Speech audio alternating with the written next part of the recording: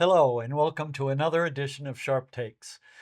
The big, beautiful bill, education bill, that has been worked on for all session long, is now passed out of the House and signed by the governor. Well, I don't know if he's actually signed it yet, but we anticipate him signing it. So to help us understand what's in that bill, what works and what might not work, I've invited Senator Ruth Hardy to join us today, and I'm delighted that you're able to attend. Thank you so much for coming. Sure. So as we look at this bill, what are the highlights? What should we be paying attention to? Yeah, so the bill is 155 pages long, so there's a lot in the bill. I sort of wrote a piece that I published this morning that breaks down what I think are the good, the bad, and the ugly parts of the bill. I think the good parts, the part that I think is the most impactful and will have the most support from people statewide is the tax policy in the bill. Had we just focused on tax policy this session, that might have been the better route, in fact. The tax policy would replace the current property tax credit with a more generous and evenly sort of structured property tax exemption. So it would exempt property taxes at a certain percentage, depending on someone's income, up to a house site value of 425,000. So for really lower income Vermonters, they could get a 90% exemption, exempt almost everything. And as income increases, the exemption would be less. So I really like that part of the bill, and it will make it easier for Vermonters to understand, and it should provide tax relief for a lot of low and moderate income Vermonters. Great. So that I think is a really positive part of the bill. The bill also creates a new tax classification, meaning that it allows it separates out. Right now we have homestead and non-homestead classes. So homestead is basically all of primary residences where people actually live, and non-homestead is everything else. So that would include businesses, second homes, farms, everything that is not a primary residence. The bill creates a third property tax classification, which is uh, residential non-homestead. So essentially, it is second homes Yeah. and short-term rentals.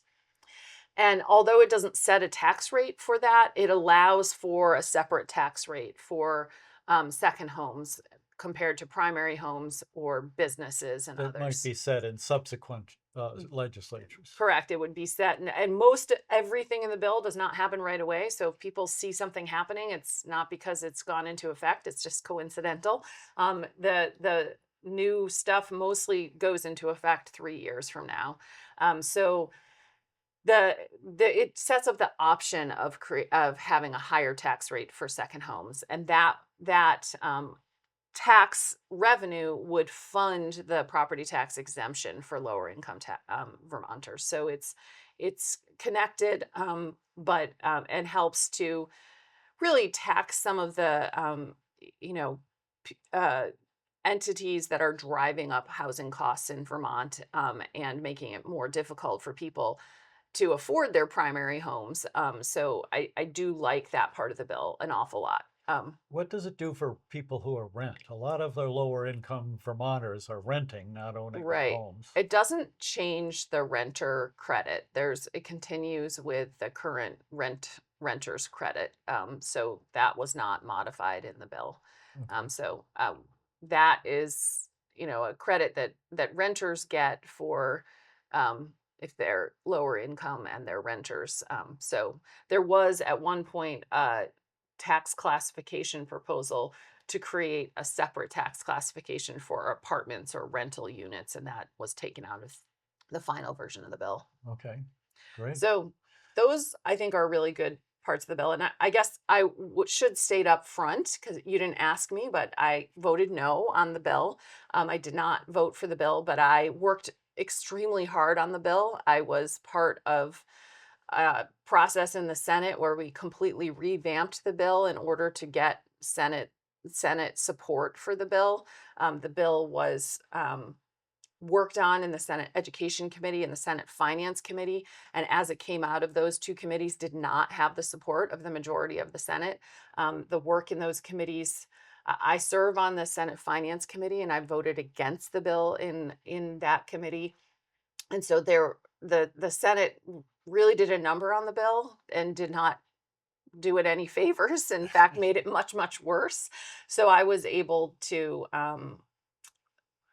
work that over the course of a couple days. I was asked to work on the bill to make it something that people could support in the Senate, and I did do that work and made the bill a lot better and enabled us to get the votes and get it back over to the House. And then the conference committee was appointed. I unfortunately was not put on the conference committee, even though I had done most of the work on the Senate bill kind of single-handedly.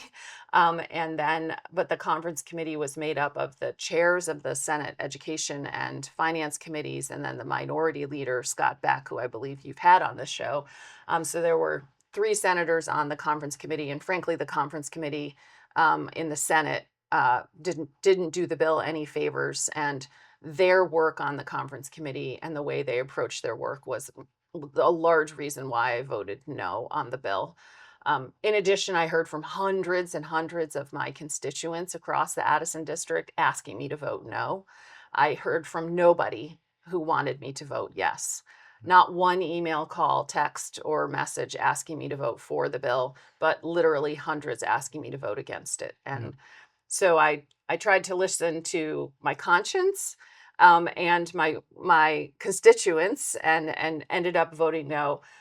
Even though there are parts of the bill that I do think are good parts of the bill, and even though I worked really hard and stayed at the table until the very last minute to try to improve the bill. Can I just go back to finance for Yeah, a second?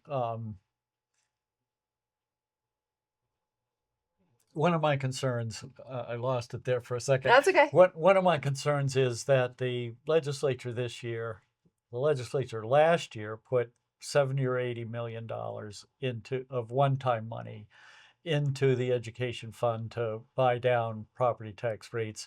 And my understanding is that this year the legislature has put over 100 million.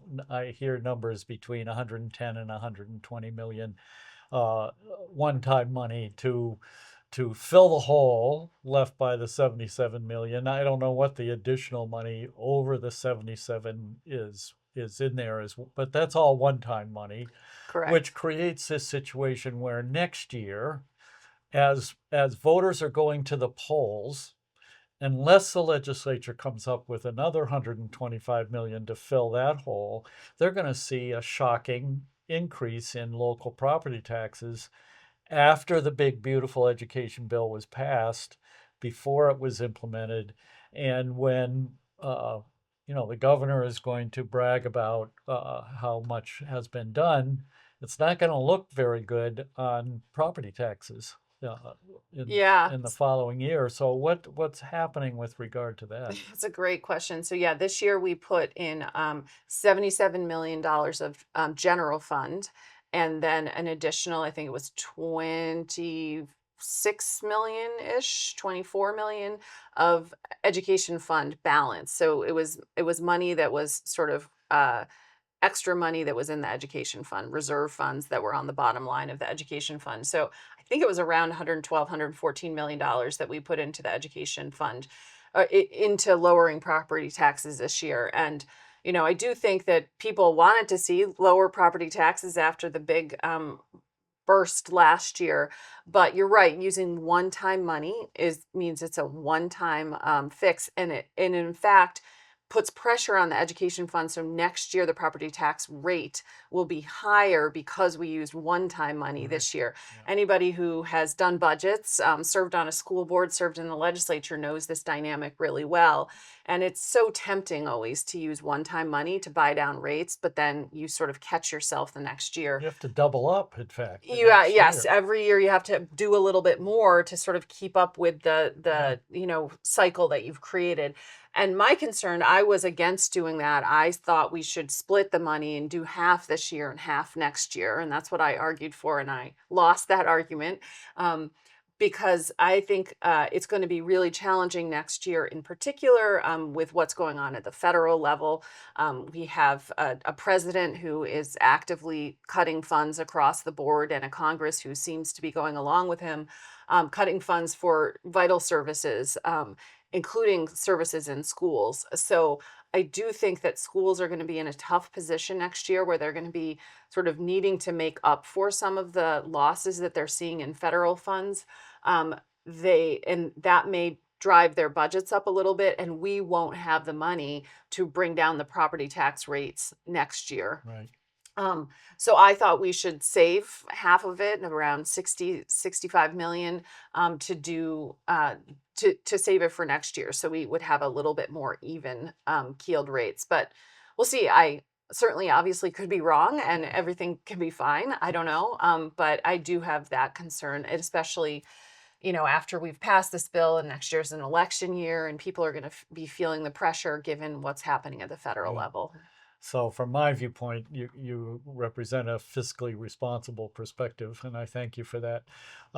So let's shift to a little bit to these the movable parts that are in the bill in terms of size of school districts. Mhm. My understanding is a new separate study committee or commission is being set up to decide or give to the legislature plans for up to 3 different ways to have school districts configured. Mhm. Is that right? And how does that going to work? Yeah, so the bill creates a task force that's made up of 6 legislators and 5 retired school officials, school board members, or superintendents or principals. Um, I was not in favor of a task force of this structure. I thought it made more sense to create a task force with people with expertise in map making, in geography, in education, in finance, and having a broader, more diverse task force, and not a majority of legislators. I think having legislators politicizes it, and I thought giving recommendations to the legislature that are much more sort of expert and neutral recommendations rather than political recommendations, I thought would be helpful. But again, I lost that argument. So this is what we have. This task force is supposed to create up to 3 options. So it says up to, I believe. So it could be 1, 2, or 3 options, and of maps for how to restructure school districts around the state. None of which have to be accepted by the Correct. legislature. The legislature could then just do whatever it wants, and reject all of them, or and create something completely different, or do nothing. And that is the trigger. Creating the districts is the trigger for a lot of the stuff that's in the bill, including the new foundation formula, which we haven't talked about, but if the new districts are not created, the new foundation formula would not go into effect unless the legislature changed that. As you know very well, the legislature can always come back and change anything it wants, including dates, including these sort of, contingency measures. But as it is right now, that's the trigger for the foundation formula. Um, so yeah, it's going to be an interesting off session for these 11 people on this task force. They do have to. There is a list of criteria they need to follow, or consider when they're looking at the maps, and then they have to have a couple public hearings. Those criteria and the requirement for the public hearings were things that I actually wanted to make sure they were in the bill. And the criteria are both geographical and educational and financial criteria, to make sure that the districts make sense. But it's going to be a very, very tough Yeah. process, I think. And our current governance structure for our school districts in Vermont is so completely um, inconsistent. Yeah. Varied. Varied, yes. So there are lots of districts that have different types of governance structures. And then we have this concept called a supervisory union, which I think no other state that I know of has, that allows districts to be sort of different types of districts in a collection, Yeah. with one superintendent across all of them. There are lots of very vocal people who want to keep supervisory unions. I think that's going to be challenging if what our goal is to reduce costs, because supervisory unions create excess expenses and Another administration office. another administration office. It also allows for inequities across districts, because you can have a district that has one sort of way of operating right next to a district that operates differently. One district that has private school choice and uses vouchers to send kids to private schools, next to one that fully operates public schools, next to one that is half and half.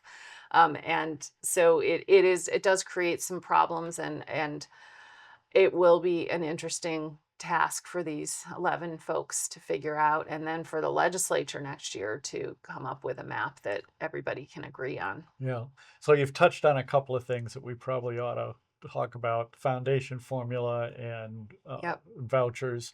So how is the new funding mechanism to schools going to work? Yeah, so the bill moves to what's called a foundation formula. It's a formula that most other states use. And just to be clear, so that everybody who's watching understands, a foundation formula is set by the state. So we would no longer have the budget votes in our local communities that we have now.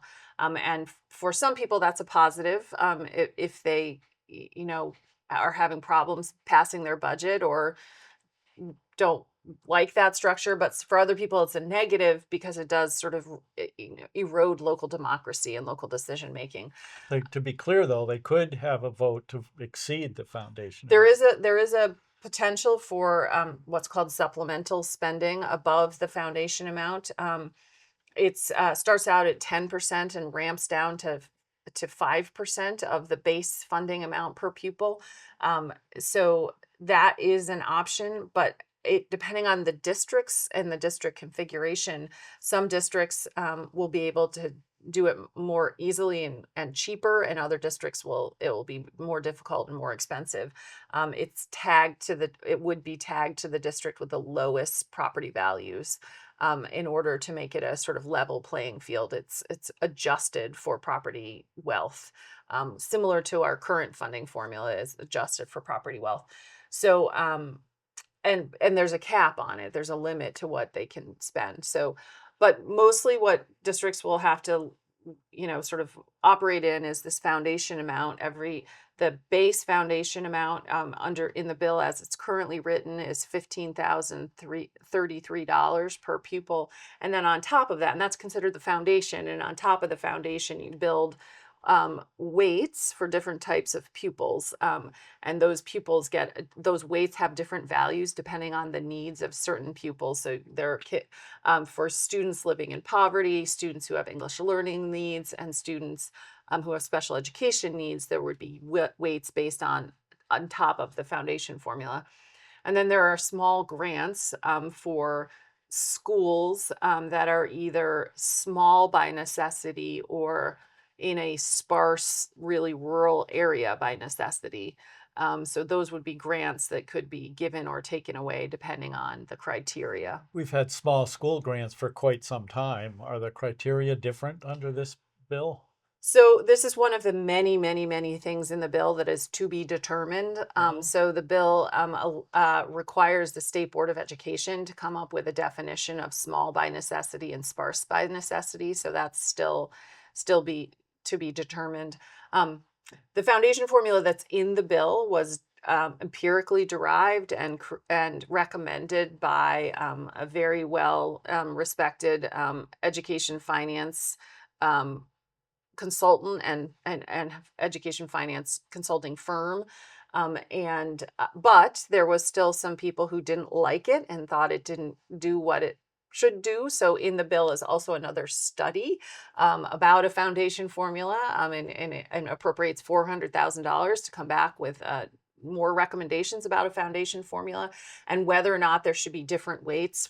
There was a lot of discussion about whether there should be weights for high school That was largely driven by the private high schools who wanted more money for their students. The empirical analysis showed that those weights were not necessary, but the private schools really, really dug in and wanted that extra funding above and beyond what public schools get. So I'm unclear. Is this all private schools or is this private schools with a CTE center? That would be all private schools that have a high school. So they want an Okay. extra amount of money for private schools with high schools.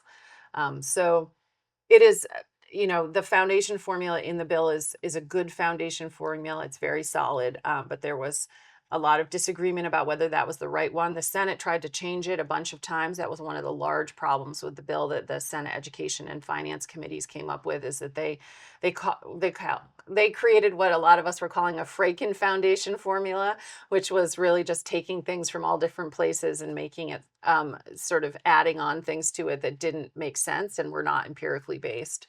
Um, I can go through into the math of a foundation formula, but it might bore your watchers. So, but they're proportional and it matters, the weights and the base.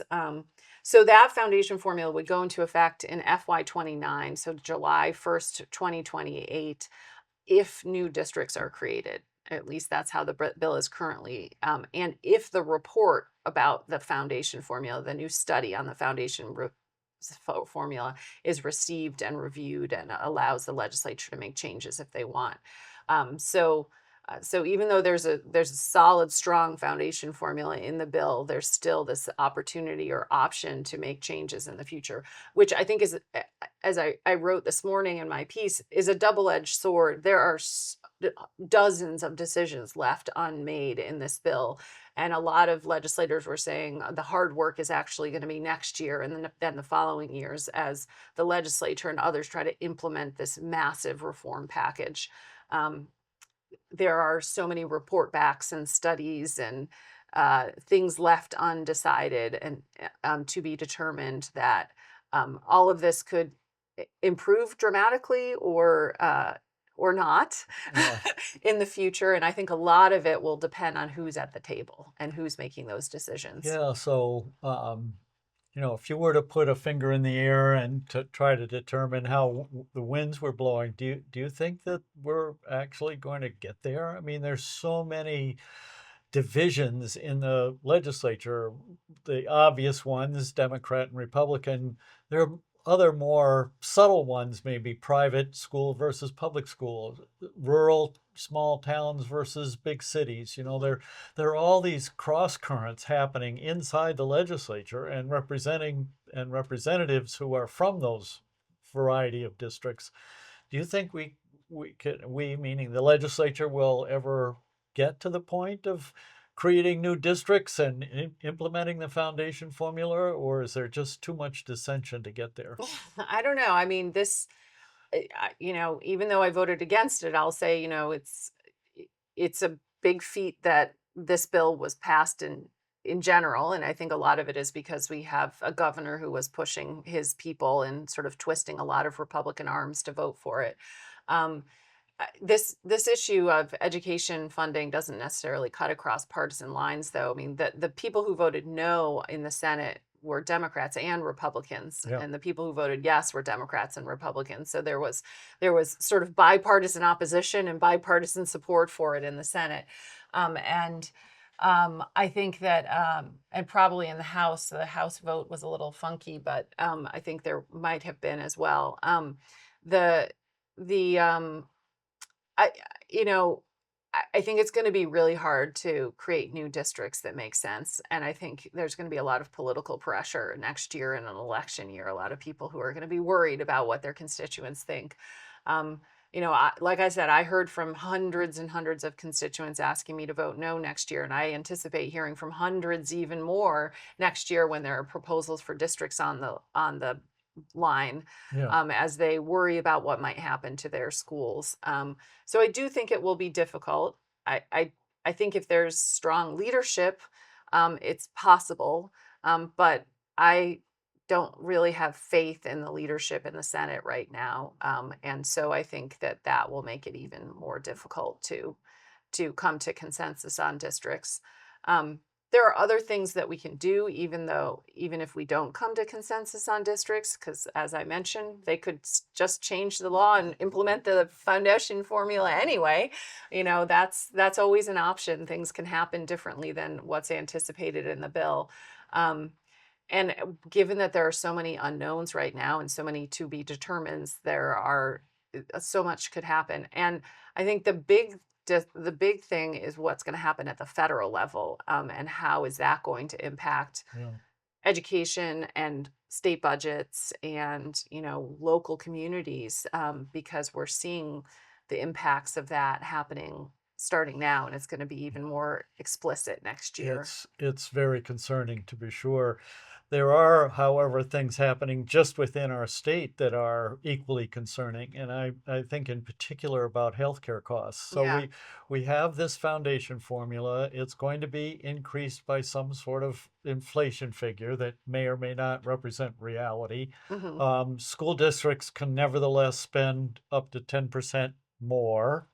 Um, None of this really deals with some of the well, one of the really serious cost drivers, and that's healthcare. Hmm. Mental health and physical health care is difficult, expensive, and impacts school budgets in a big way. Yeah. What does this bill do, if anything, to rein in those costs or deal with those costs? Yeah, so this bill does not do anything about healthcare.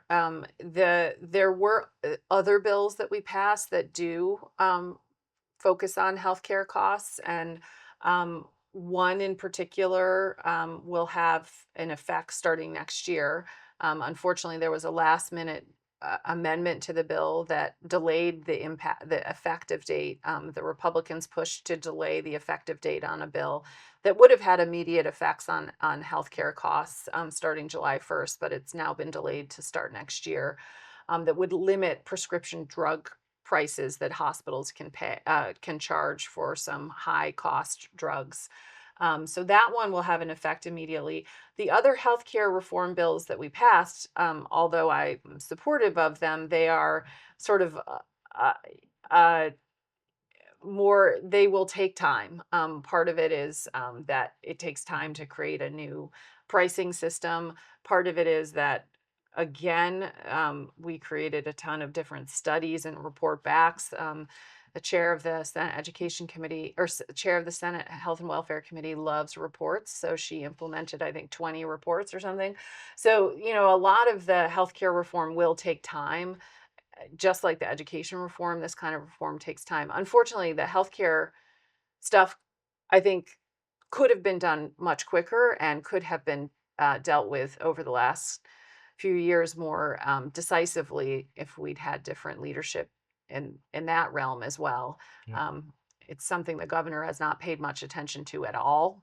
No, Um, he has specifically said in one piece that he wrote that other things were more important, housing and yeah, education, yeah, he has not paid and it's attention a to it. side element which is a little bit surprising considering it might be the biggest single money item in the state expenditures. It is. Healthcare is more expensive in our state budget than education, and I just want to give a shout out to several people in Addison County, though, who've been working hard on education reform and have been doing a great job. And Mike Fisher, former representative, who's our healthcare advocate in the state, Owen Foster, who was raised in Addison County, who's the chair of the Green Mountain Care Board, and Jessica Holmes, who lives in Cornwall, who's on the Green Mountain Care Board. All three of them have worked really hard and very well at creating healthcare reform. And I think if they were listened to a little bit more, even, we probably would have been ahead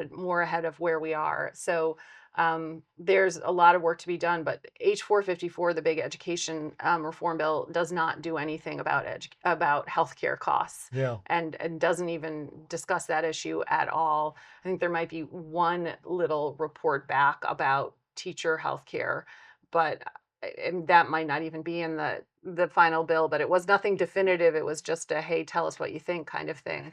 So there's a lot more to be done, and so much that still remains to be seen as to how it will play out. And again, I think it really matters who's at the table. And I have a lot of concerns about the current people who are at the table. And if you watch uh, the conference committee, I encourage your listeners to watch the conference committee tapes. You will see quite a bit of bad behavior by some members. So Where can people see that? on the Senate Education Committee website, if you link on the live stream videos of, you can see the conference committee in action. I watched every minute of it and was in the room for some of it. And the House conferees, Representative Conlon and Representative Kornheiser, did a great job. And the Senate conferees really just came to the table to talk about private schools. That's all they cared about. 95% of the kids in Vermont go to public school, but the Senate conferees wanted to talk only about the elite private schools that educate far fewer kids. So Yeah. it was really, really disheartening. And so I really want to make sure, I think it's imperative that we make some changes in the Senate and who's at the table talking about education in the Senate. Otherwise, we're never going to get to a good result for public education in Yeah. Vermont. So we're running short of time. Yeah. What have we missed? What's important for people to understand that we haven't had a chance to talk about? Um, I I think there's a lot in the bill that we haven't talked about because it's such a long bill. I would say people can read my update on my website and ruthforvermont.com and read more details. There are some really strong education sort of policy reform or education practice reforms. One thing that was very controversial, and I think we came to a pretty good spot on it, was class sizes. The bill does include recommended um, class size minimums. There were a lot of concerns from small rural schools that it would impact them, but it sort of got reduced and reduced and reduced to the point where I think it will be a helpful guideline, but won't be too disruptive. There's a lot of research that shows that class sizes that are too large or too small are not educationally beneficial for kids. So we need to make sure that our class sizes are appropriate and educationally consistent and informed to make sure that kids are getting the opportunities they need. Isn't that better left up to our school people, our superintendents, than it is the legislature to determine those kinds of things? So I think yes, and a lot of them have had a really hard time doing that at the local level because people are concerned about their schools being closed. I see. So some superintendents, shout out to, for example, the Addison Central School District Superintendent Wendy Baker. She and that board were able to implement class size policies that have been really effective in helping that school district make some decisions about whether or not some classes are too small to be beneficial to kids, and really also hearing from parents who are saying there are not enough kids in this school to make it some place that gives my kid the opportunity I want. But there are other superintendents that have had a much harder time doing that because there's been so much concern about closing small schools. So having these guidelines in the state level is, I think, helpful. They are requirements, but they are over a 3-year average. And as I said, it's 10 kids for first grade, for example, over 3 years. And that's an average minimum. So it can be, average to include more than one classroom. And also, then the Secretary of Education may take action or may not take action. So it would be determined by the secretary. I think it's been softened enough, as we say, to make it so it's not a hammer, but that it's a helpful guideline for school districts. Great. So in closing, Yes. I want to reinforce this is ruthforvermont.gov. .com. .com, Yeah. ruthforvermont.com. They can find a lot more information. Yes, from if they go to my updates page, I have a lengthy update that has a lot of as I said, the good, the bad, and the ugly about the Yeah. bill. there is a lot of good in the bill. There's a lot of really problematic stuff in the bill. I think the ugliest part of the bill was the process. And so I'm hoping that we can make some changes so that process will be better and really center public schools in the future. Great. Well, thanks so much for coming. You're And thank welcome. you for listening to another edition of Sharp Takes. Have a great day. Want to be a guest on Sharp Takes? Have an opinion you want Dave to hear about? Email davesharp@gmavt.net.